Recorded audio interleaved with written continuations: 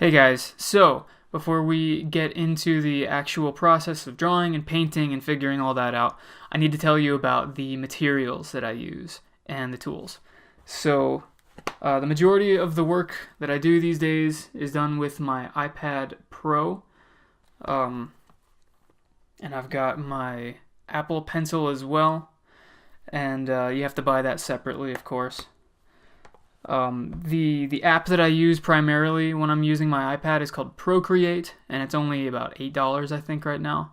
So if you already have an iPad Pro, the bar of entry is not that high with that. And when I'm not using the iPad, I am using primarily Photoshop on my computer. I have version CS6, and I use a lot of the times this ancient Wacom Intuos 3 drawing tablet. I got it when I was like 16, I think, and it still works. It's a tank, an awesome piece of hardware. Comes with a little stylus here, and I've never had to replace it or fix it or anything. And I also use an app called AstroPad Studio. And so what that does is it allows my iPad to mirror the display of my computer. And so I can end up using my iPad to draw directly into Photoshop. So I kind of can use both of those tools to draw in Photoshop. And when I'm doing, let's say, a line drawing or something that has to look really clean, I will choose... Most of the time I'll choose my iPad because just having the tactile ability to like look and see exactly where you're drawing helps a lot. But if I'm like painting or doing something that's like pretty loose, then I'll just stick to the Wacom and I am usually fine.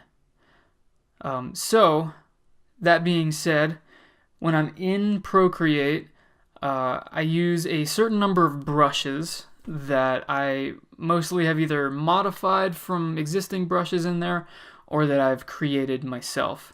And so let's go over and look at what those brushes are so you can get an idea of my normal workflow and what exactly it is that I'm doing. So the first brush that I'm going to show you, it's in the sketching section that I put it, and I call it Oval Pencil 3 just because it was the third in a line of like experiments I was making. But so the shape of the brush is an oval, and then it just has some texture to it, right? And it just kind of resembles a pencil. The nice thing about this brush, though, is that depending on the way you hold the brush, it can be thinner or thicker. And there's also a good amount of variety in the opacity, depending on how much pressure you use. And you can also put the stylus on its side and make the brush bigger, like I'm showing you here, kind of intermittently and in that blob on the right. If you put the pencil on its side, it acts as if you were actually using the pencil on the side of its tip, right? And you can get a pretty good variety of brush sizes. And so I think it's pretty versatile for sketching. The second brush I'm going to show you is just kind of a brush that I made to mimic a brush that I use in Photoshop. I call it the Hard Round Transfer, because transfer in Photoshop means that pressure sensitivity will determine the opacity of your brush. And so you can see it's just a hard round brush with, you can change the size of it as you use the pressure sensitivity, but that also affects the opacity of the brush. And this is a really nice, just standard brush for whatever you might want to use it for. I don't use it as much as I used to because a lot of my brushes that I use are textured and I prefer to use them.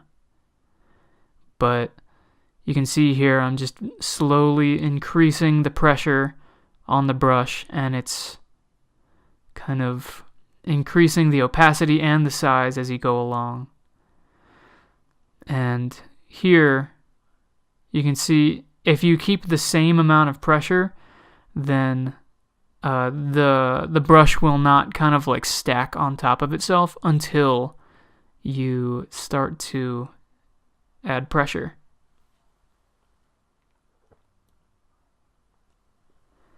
So the next brush I'm going to show you, I call the Good Flat. It's kind of mimicking a brush that I found on the Shadi Safadi brush pack, and it's not a perfect copy, but it's pretty much just about the same.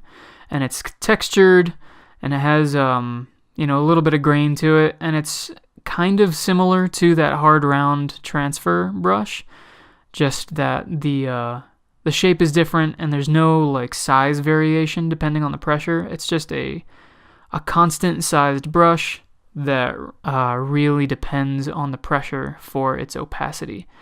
And this is a really nice brush for like blending stuff and for adding subtle changes in opacity and color, and it's a good brush.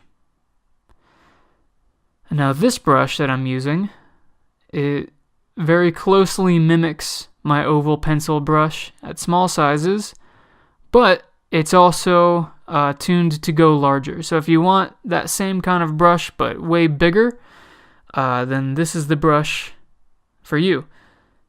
And it makes, although it's textured, it makes a very nice crisp edge, and it's very good for certain details. Like if I want to put in individual hairs, sometimes I'll use that. Now this brush, I call it Dry Brush 3, again because I've been experimenting with different things, but it's kind of a bristly brush, and depending on the direction that you hold it, it'll make a different effect. It'll be either a kind of bristly, kind of, individual hairs kind of brush, or it'll give you like a very flat, kind of like brick looking brush stroke. And it's also very versatile, very dependent on your stylus pressure.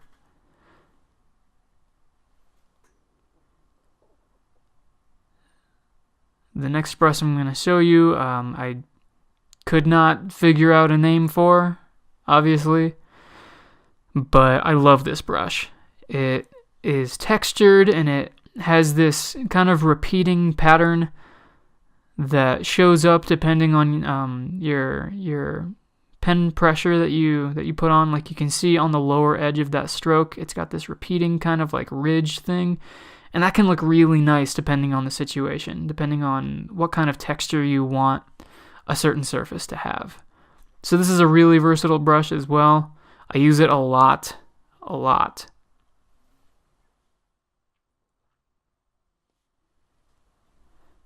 The next one is a default brush that comes with Procreate. It's called the Nico-Roll, and it's just a really nice kind of like heavily textured, flat, kind of chalky brush. And if you want some nice texture, go for that one. And I also changed the actual shape of the brush and modified it to be even more kind of like texture-y. And so I use this one every once in a while as well. It also has nice kind of repeating texture on the edges of the brush, which can be really nice depending on the situation.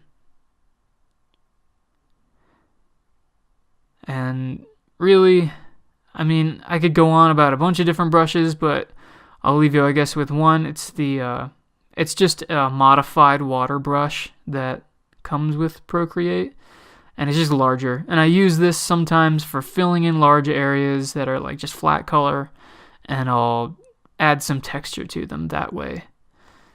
And it's pretty handy for making an image look a little less boring, a little more interesting. I guess I shouldn't say less boring, but it's just to add a little bit of pop, to say like a background or something like that. You just add a little bit of that texture, and it just brings the image forward just a little bit. It gives it that extra little oomph. So I've made other brushes, but these ones that I've showed you are kind of the mainstays that I use a lot. So you'll see me use some or all of these in the coming videos for actual painting and drawing of sketches and stuff like that. So I'm going to include a file with these brushes if you want to use them, but I would also recommend that you take the time, if you have Procreate, to really mess around with its brush customization and figure out what works for you, because these are the things that work best for me, I feel, but you might think completely differently. So the same kind of flavor of brush engine exists in Photoshop, and it's way more robust, obviously, because it's a desktop application, but the idea is similar in Photoshop. So jump in and mess around with brushes and see what works for you, and see the way that you enjoy working the most.